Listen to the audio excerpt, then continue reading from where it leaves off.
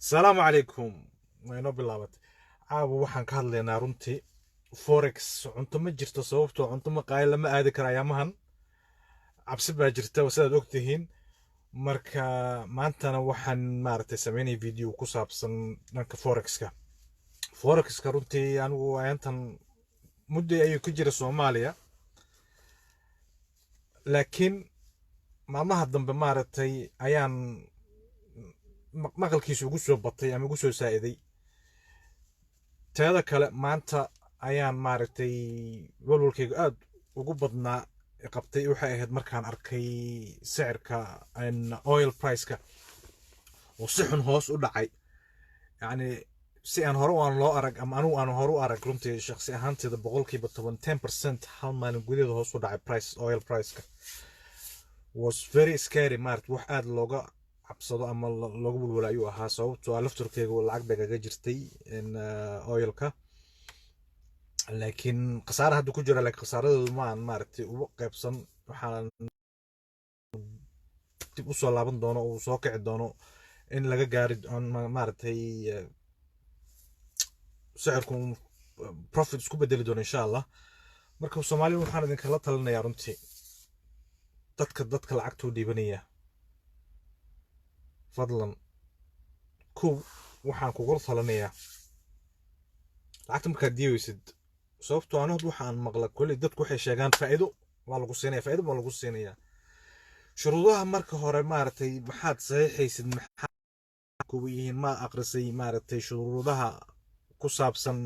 faa'iidada iyo khasaarada shirkadu hadday khasaarto adigu maxaad saaraysaa maxaa kaa lumaya marka fadlan maaragtay su'aalo badan waa inaad isweydiisaa tan labaad Soomaaliya runtii sharci hadda maaragtay kama jiro oo qabanaya hadda shirkadahan waaweyn forexka ama shirkadda iska mid oo dadka lacagta ka aruurinaysa sida Ingiriiska oo kale ama wadamada hadaan joogno sababtoo shirkad walbo oo registration bay leedahay hatta hadday shirkadu khasaaro ama qof khasaaro soo gaarto maaragtay civilianka forex wuxuu leeyahay laba nooc retail traders iyo professional traders retail traders waxa waaye dadka maaragtay shacabka oo maaragtay professionalka ahayn ama account waaweyn aan lahayn maaragtay lacag badan aan haysan waa retail baa loo yaqaanaa marka retailku runtii anigu waxaan ahay retail traderku marka we have protection maaragtay dhinaca dowladda haddii shirkaduna dhacdo oo kale within 72 hours lacagtana waa noo soo celinayaa we are protected marka Soomaaliya oo kale yani protectionkaasu mal qabaan ama sharciyo maaragtay u degsan kambaniyada hadda maaragtay forexka sameynaya isqorqoraya oo dadka lacagta ka aruurinaya maalin guud bay maaragtay disappear ka guuri karaan wadanka ayagoo lacagta aruursaday marka waxaan leeyahay dadka masaakiinta ah kulli dadku maaragtay lacagta haysta taajiriinta waxaa ka maaragtay xanuun badan qofka maskiinka ah marka uu $1,000 maaragtay soo deensado ayuu soo qaato ama wax gadgado maaragtay uu haystay kunkii markuu khasaaro qofkaas oo kale runtii aad buu u dhaawacmayaa marka waa fariinteedu dadkaasi ku socotaa fadlan hala gaarsiiyo dadka maaragtay walaalaha Soomaaliyeed maaragtay forexka hadda maaragtay ku taxalluqay oo maaragtay lacag baan helaynaa si dhaqso ah maaragtay taajir ku noqonaynaa wallahi ma jirto dhaqso maaragtay taajir qof ku noqonaya sababtoo ah marka ugu horeyso common sense-ga fiiri markaad isticmaashid $1,000 haddii qof ka aad u dhiibaysa ka dhigi karo bil walba 2,000 ama 1,500 ilan adu markuu faa'iido ku siinaya asna inuu faa'iido qaata Soomaha waa saa shaqeeyay lacagte marka hadduu ku siiyo 300 adiga asagana waa helay 300 wax mesela wuxuu ama 200 xataa uu qaatay waxa kunku wuxuu ka dhigay 1,500 bil gudaheeda marka qof cilmiga aqliga leh runtii hadduu kun ka dhigi karo 1,500 uma baahna lacagtaada inuu ku shaqeysto sababta kunkiisa bil walba lacag u sii kordhayso asaaba dhaqso taajir ku noqonaya marka inuu dadku uga shaqeeyo lacagtooda uma baahna laakiin walajeedada ugu weyn ay leeyihiin runtii dadku inay soo aruursadaan inta ugu badan markay helaan baad maqlaysaa shirkaddu waa khasaartay sababtoo ah shirkaduhu runtii maskiinka $1,000 dhiganaya dan weyni kama laha $1,000 waxa ay maartay ku soo jiidanayaan dadka ka waaweyn qofkaas dad qofka haysta 10,000 qofka haysta maartay 100,000 qof baa dhiganaya 200,000 sababtoo qofku markuu lacag badan haysto wuxuu rabaa adag kunkii markaad dhigatay 300 lagu siiyo qofka 10,000 dhigtay 3,000 baa la siinayaa Soomaa marka dadku damacas baa haya marka dadka tuugadana ma wax ay rabaan dadka lacagta badan soo dhiganaya dadka yar yar waa maqaalinta lagu soo dabil lahaa dadka waaweyn anigu waxaan u xanuunsanayaa waa dadka yar yarow qaladka koowaad markaad qof u dhiwato aad rajeynaysid in bil walba lacag lagu soo saaro shirkaddan caqliga ay leedahay ku sheegayaa qaladkaaga koowaad qaladkiisa labaad kiisa saddexaad afaraad ay sugayaan marka qaladkaaga labaad ayaan ku sheegayaa qaladka labaad qofku uu sameeyo runtu aan hubo markaad kun dhigato oo bishan lagu siiyo 300 ama maarta 200 300 baa lagu siiyay ka soo dhig damac buu ku galay qof bina aadan ah tahay waana hubo damacaas qof kasto inuu galay sababta kunkaaga waxaad leedahay meel buu ku yeela 300 faa'iido waa lagu siiyay bisha dambe waxaad ku fikiraysaa seen ku heli karaa maaragtay 600 marka 300 lagu siiyay ayaad u raadinaysaa 700 oo kale kun baad ka dhigaysaa kunkii markaad u sii geyso waxa laga haya 1700 meeshii kunka laga haya damac marka shirkadu ma rabaan kunka kaliya waxay rabaan in lacag baa lagu siinayaa laakiin waxay og yihiin daciifnimada qofka bani aadanka dadka lacagta sahalka ku raadanaya inuu lacagta kale keeni doono ka badan asaga markii la siiyana maartay 300 qofka kale lacagta badan haysta taajirka ah ama maartay wax u keydsan yihiin wuxuu leeyahay adna ka faa'iideyso meesha tan marka shirkadahan maartay maanta hal maal wax kuma dhacaan laba maalin wax kuma dhacaan waxay rabaan inay maartay inta ugu badan ay soo aqal gashaan marka wax badan lacag badan dad badan soo maartay soo aruuriyaan meesha aad maqlaysa hal maalin baa maartay shirkadii qasaartay oo ama lawa shirkadii meel ka baxday lama oga marka Soomaaliya waxay idin lahayd please forex ka ha ku degdegina ka taxadara oo maartay hadda darad clip baan arkay oo ahaa qof mutaalay maskiin bajaaj la waxa uu lahaa lacag ba meesha iga taala $1,000 wuxuu yiri marka wax walbo ayaan meesha soo maraa ilaaliyaa shirkadda haday furan tahay haday kale marka walwalkaasu muxuu yani maxaad isu gelinaysaa runtii $1,000 hadaad haysato waxaad la maartay hadaad gaari gacan ku camrato $1,000 xamar waxaan hubaa maartay maalinta $10 inaad ka soo saari kartid in ka badan $1,000 maqsin yar bay ku furtaa dukaan yar tabakaayad hataa dheh aad ku shaqeyn karto oo ka soo gali kara $10 ka badan maalintii marka fadlan maartay ku fikir lacagtaada meesha aad dhigayso maxaad garantay damaanad haysataa kow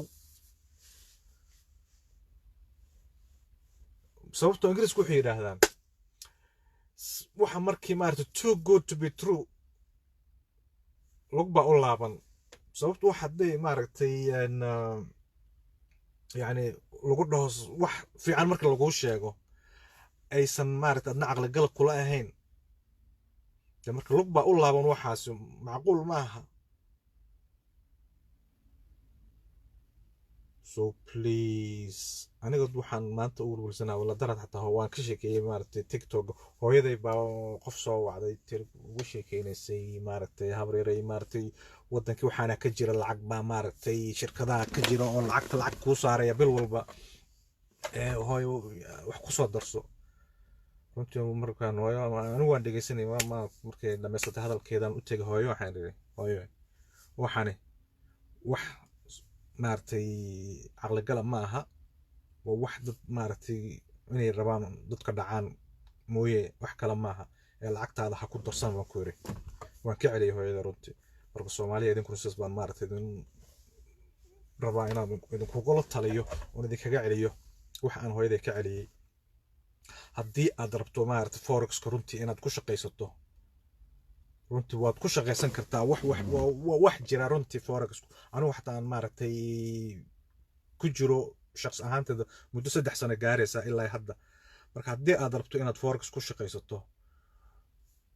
waa jirtaa oo ku shaqaysan kartaa laakiin lacagteeda dad baan u dhiibanayaa oo ku shaqeynaya hay haatay ka tahay maaragtay lacagtaada maalin kamid inaad weyn doonto waa wax aan hubo anigu runtii dad badan baan wallahi maaragtay oran doona يا ريت كنت سمعتك يعني وانكون إن كنت جيستو هذا الحاجة عن مغلق بايف يعني الله هاد لكن سكون بمركز وحلا جاي من تولد كون غطو مارتان وحبل لقى جارم العقد هذا كاغا صارتي انت يا ريت ود هيستي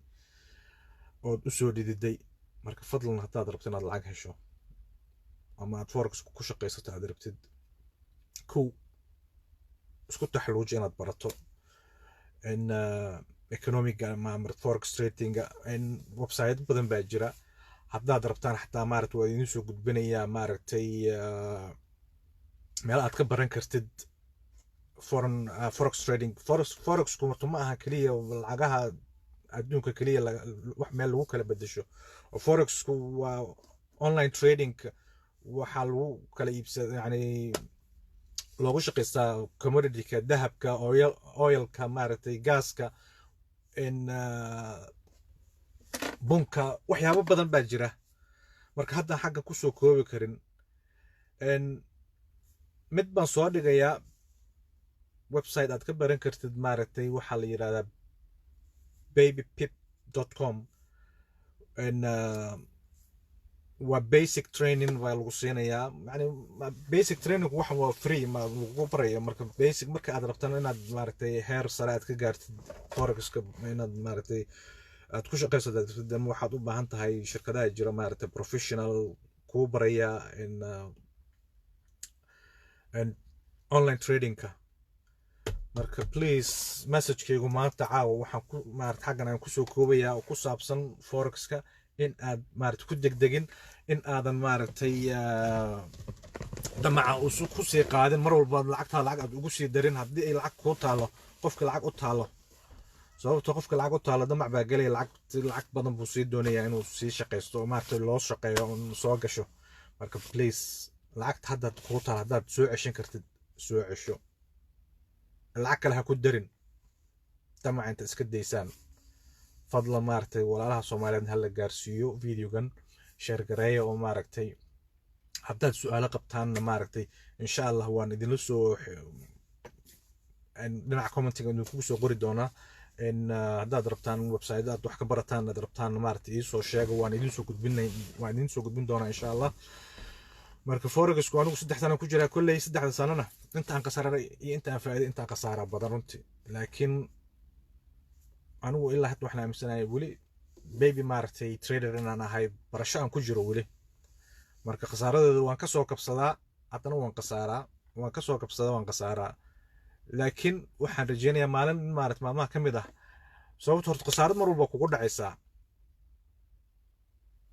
mar walba khasaaro oo forex-ku wuu leeyahay khasaaro iyo faa'iido laakiin muhiimadda waxa ah qofku maaragtay inuu barto uu kala ogaado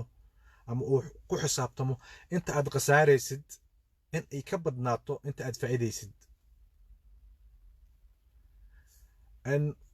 online trading forex waxa aad u taqaanaan Soomaaliya runtii haddaan idin sheego boqolkiiba waxa qasaara boqolkiiba 90 waxa faa'iido boqolkiiba 10 kaliya boqolkiiba 10 marka boqolkiiba 10 kaasna waa runtii dadka waaweyn bangiyada waaweyn professional traderska waxa qasaara inta ugu badan waa retail traderska kuwa yar yar marka fadlan maaragtay xaggan idin kaga tagayaa haddaad rabtaan barnaamijkan inaan maaragtay wax kale soo gudbiyana insha Allah waan soo diyaarin doonaa waxyaabo kale laakiin caawa sababtoo ah runtii uma aan soo diyaar garoobin inaan maaragtay dala share gareeyo ama aan soo gudbiyo barnaamijkan waxa ugu qasbay maaragtay maanta oon aad ugu walwalay oil price-ka hoos u dhacay 10% boqolkiiba 10 mar hoos u dhacay markii ugu horreysay aan arko maaragtay oil price-ka si xad dhaaf hal mar hoos u dhaca si aan hore u arag anigu yacni sidaa darteed baa maanta u walwalsanaa aan maaragtay lahaa sidii Soomaalida la wadaag iyo digniinna say marka insha Allah xaqana ku soo koobaynaa في أمان الله سيشر قرية مع السلامة أن تيك توك ونكب الله بكل حوغا يرير مركبات أركض إن شاء الله باي Love in the house